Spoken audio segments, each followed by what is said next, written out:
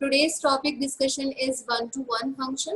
In this, we will discuss about the definition of one-to-one function and some examples of one-to-one function, and we will also discuss about the how many different one-to-one functions are possible if we are given with two sets A and B. So let's start with one-to-one function. A function is one-to-one if each element in the codomain has a unique preimage. Means a function is set to one-to-one function if that maps distinct elements of its domain to distinct elements of its codomain. Actually, we are trying to say every element of the function's codomain, every element of the function's codomain is the image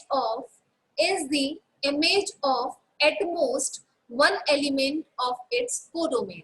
That means we are trying to say if we are like given with two sets, if we are given with two sets A and B, and we are having value 1, 2 and 3 in set A and A, B, C in set B.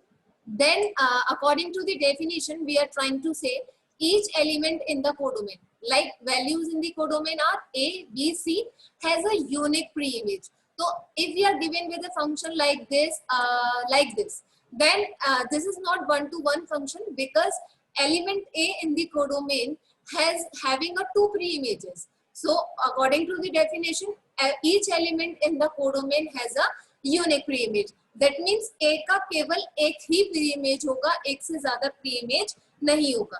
So हम ये कह सकते हैं कि every element of the function's codomain is the image of at most one element. At most one element मतलब एक ज़्यादा से ज़्यादा एक element का ही image होगा, एक से ज़्यादा element का image नहीं होगा codomain में जो value है. ठीक है ना. तो this is the definition of one to one function. इसको हम ऐसे भी कह सकते हैं a function f from a to b, a function f from a to b is called one to one if whenever f of a is equals to f of b then a is equals to b, which means no element of b is the image of more than one element in a. हमने जिस बात को अभी example के through समझाया था उसी बात को दोबारा घुमा फिरा के कहा गया है. नाउ यहाँ पे हम एक और डेफिनेशन देख लेते हैं. In a one to one function given any y there is only one x that can be paired with the given x. Means एक ही वैल्यू होगी डोमेन के अंदर जो y के साथ पेयर कर सकती है.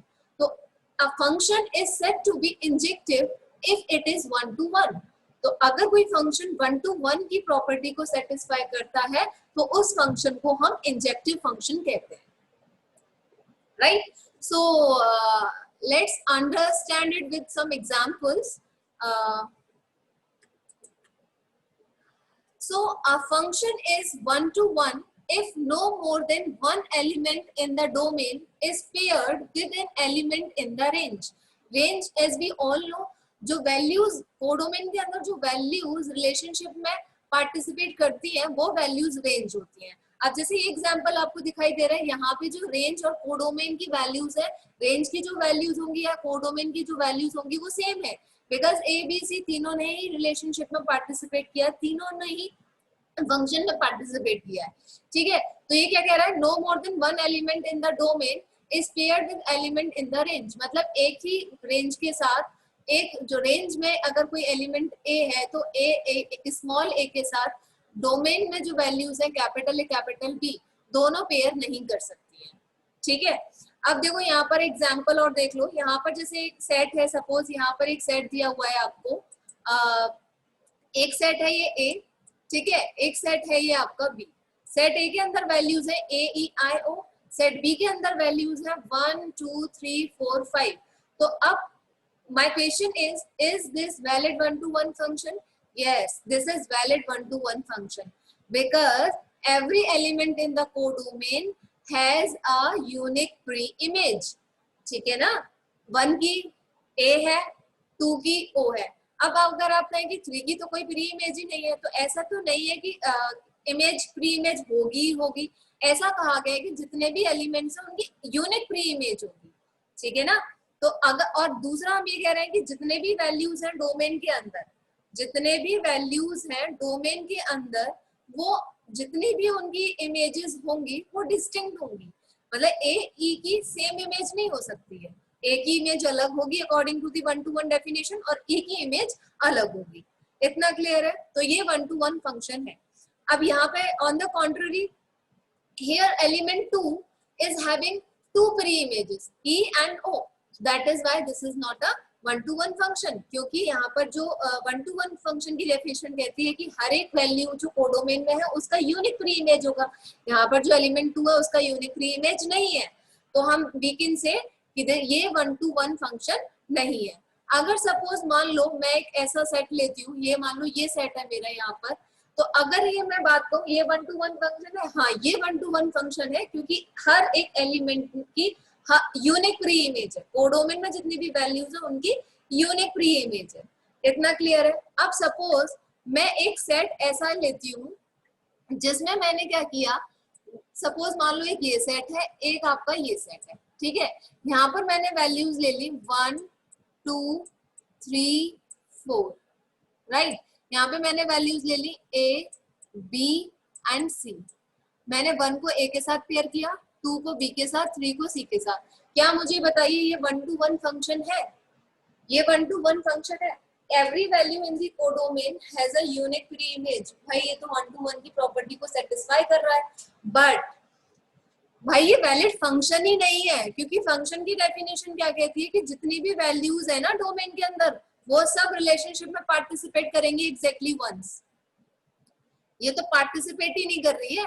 जो 4 है with the value of codomain, ये तो पार्टिसिपेट ही नहीं कर रही है, तो ये फंक्शन है ही नहीं, ये फंक्शन है ही नहीं, क्योंकि 4 ने तो भाई पार्टिसिपेट ही नहीं किया, जबकि जितनी भी वैल्यूज हैं डोमेन में वो सारी की सारी पार्टिसिपेट करेंगी with the value of codomain exactly once. मतलब ऐसा नहीं है कि मैं जैसे अगर बात करूं तो ये तो वैलिड फंक्शन ही नहीं रहा। अगर ऐसा होता सपोज यहाँ पे डी एंड ई और भी होता और हम 4 को दोनों से रिलेट कर देते तो भी ये वैलिड 1-to-1 फंक्शन नहीं होता, क्योंकि 4 2 के साथ रिलेट नहीं कर सकता। According to the definition of function 4 2 के साथ रिलेट नहीं कर सकता। तो जब ये फंक्शन ही नहीं रहा तो ये वैलिड 1-to-1 फंक्शन कैसे हो सकता है? तो 1-to-1 फंक्शन मैं आपको जो समझाना चाहती हूँ वो ये है कि every value in the codomain having a unique pre image according to the definition of 1-to-1। इतना सबको क्लियर समझ में आया? अब आप एक चीज ऑब्जर्व कर सकते हो, अगर मैं इस एग्जाम्पल की बात करूं, अगर मैं इस एग्जाम्पल की बात करूं, इस वाले एग्जाम्पल की या इस वाले एग्जाम्पल की, दोनों ही 1-to-1 फंक्शन है, वैलिड 1-to-1 फंक्शन है। क्या हम इन दोनों एग्जाम्पल को देखकर हम एक चीज, अगर ये सेट मेरा ए है और ये सेट मेरा बी है, तो क्या मैं ये बोल सकती हूँ सेट ए की cardinality is always less then और इक्वल टू सेट बी की कार्डिनलिटी? क्या ये मैं बोल सकती हूँ? क्यों बोल सकती हूँ? क्योंकि यहाँ ऑब्जर्व करो, ये ए की कार्डिनलिटी क्या है 4, यहाँ बी की कार्डिनलिटी क्या 5, ये 1-to-1 फंक्शन है, ठीक है। अगर यहाँ दोनों में सेम फंक्शन है तो इक्वल भी हो सकते हैं, लेस देन भी हो सकते हैं। चलो हम एक ऐसा केस कंसीडर कर लेते हैं जिसमें ए में वैल्यूज ज्यादा है बी में कम है। तो मान लो ये 1 2 3 एंड 4, ठीक है। यहाँ पर ए एंड बी एंड सी, ठीक है, ये 3 एलिमेंट हो गए। अब देखो 1 ने रिलेट किया ए के साथ, ठीक है, 2 ने रिलेट किया बी के साथ एंड 3 ने रिलेट किया सी के साथ, ठीक है ना। तो एक केस तो ये बन सकता है जिसमें ये 1-to-1 फंक्शन, ये जिसमें तो वैलिड फंक्शन ही नहीं रहा, क्योंकि 4 ने किसी के साथ पेयर ही नहीं किया। क्योंकि हम जब भी फंक्शन की बात करते हैं हम ये कहते हैं कि जो डोमेन की वैल्यूज होंगी वो पार्टिसिपेट जरूर करेंगी, ठीक है। अगर ये पार्टिसिपेट कर भी लेता है ऐसे करके सी के साथ, तो ये वैलिड फंक्शन तो हो गया भाई। किसी भी एक डोमेन में कोई वैल्यू उसकी 2 प्री इमेज तो हो सकती है, ठीक है, लेकिन ये 1-to-1 नहीं है, क्योंकि 1-to-1 कहता है कि हर एक एलिमेंट की यूनिक प्री इमेज होगी। यहाँ पर सी की 2 प्री इमेज हो गई, तो ये वाला केस तो हम कंसीडर कर ही नहीं सकते जहां पर ए की कार्डिनलिटी बी की कार्डिनलिटी से ज्यादा हो। तो हम 1-to-1 फंक्शन में ये कह सकते हैं कि ए की cardinality is always less than equal to is always less than equal to cardinality of set B. इतना हम कह सकते हैं, ठीक है, क्योंकि हमने जब ज्यादा वैल्यू लेकर कंसीडर किया तो वो हमारा या तो वैलिड 1 to 1 नहीं हो रहा या फिर वो फंक्शन ही नहीं हो पा रहा, ठीक है. Now next is how many different 1 to 1 functions are possible from set A having cardinality m to set B having cardinality n. So we are given with two set A and B, right? If we are taking an example, मैं इसी particular example की बात कर रही हूँ. यहाँ पर मेरा जो set A है, यहाँ पर मैंने suppose 3 एलिमेंट ले रखे हैं, यहाँ पर set B में मैंने 7 एलिमेंट्स ले रखे हैं. तो मुझे एक बात बताओ कि according to the definition of 1 to 1, how many choices are available for element 1? 1 के लिए कितनी choices available है भाई? अगर मैं 1 को पेयर करूं एलिमेंट कोडोमेन के एलिमेंट्स के साथ, तो 1 के पास कितनी choices available है? अभी तो 7 choices available है. मैंने किसी के भी साथ इसको रिलेट कर दिया, मैंने A के साथ इसको रिलेट कर दिया, ठीक है, तो इसके पास 7 choices थी. नाउ अब 2 के पास कितने choices है? क्या हम कह सकते हैं 2 के पास 7 चॉइसेस है? नहीं कह सकते भाई, क्योंकि फिर 1 to 1 की जो डेफिनेशन है वही काम नहीं कर रही है.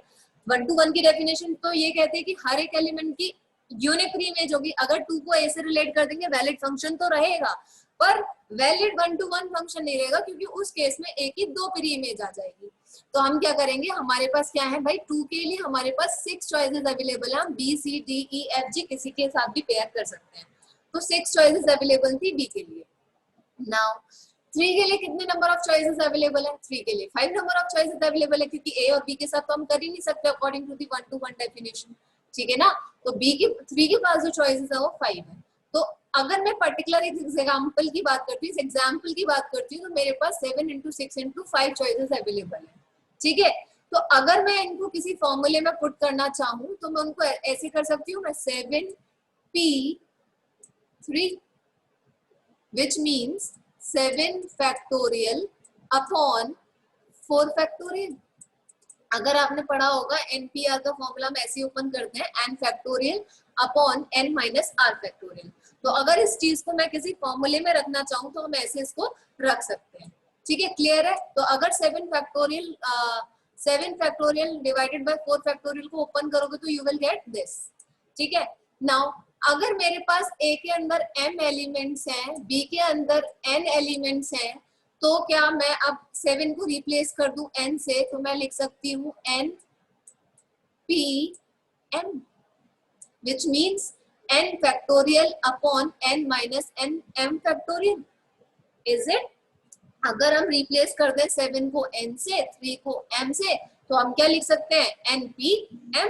तो जिसको हम ओपन करते हैं n factorial upon n minus m factorial. तो अगर आपको क्वेश्चन पूछा जाए सेट A में 4 एलिमेंट है, सेट B में 5 एलिमेंट है, तो कितने डिफरेंट 1 to 1 फंक्शन पॉसिबल है? तो आप क्या बताओगे, 5p4. 5p4 क्लियर है. तो ये फॉर्मूला आप लोग याद रखेंगे, ठीक है. नाउ यहाँ पे एक इम्पोर्टेंट चीज ध्यान देने वाली बात क्या है, इफ A और सेट B की कार्डिनलिटी सेम है तो the number of function possible कितने होंगे, फैक्टोरियल n, क्योंकि n माइनस n फैक्टोरियल करोगे तो यू विल गेट 0 फैक्टोरियल और उसकी वैल्यू 1 होती है. तो अगर A और B की कार्डिनलिटी सेम है तो then the number of possible function क्या होंगे, n factorial. Different 1 to 1 function जो पॉसिबल होंगे वो क्या होंगे, n factorial. Is it clear? Thank you so much.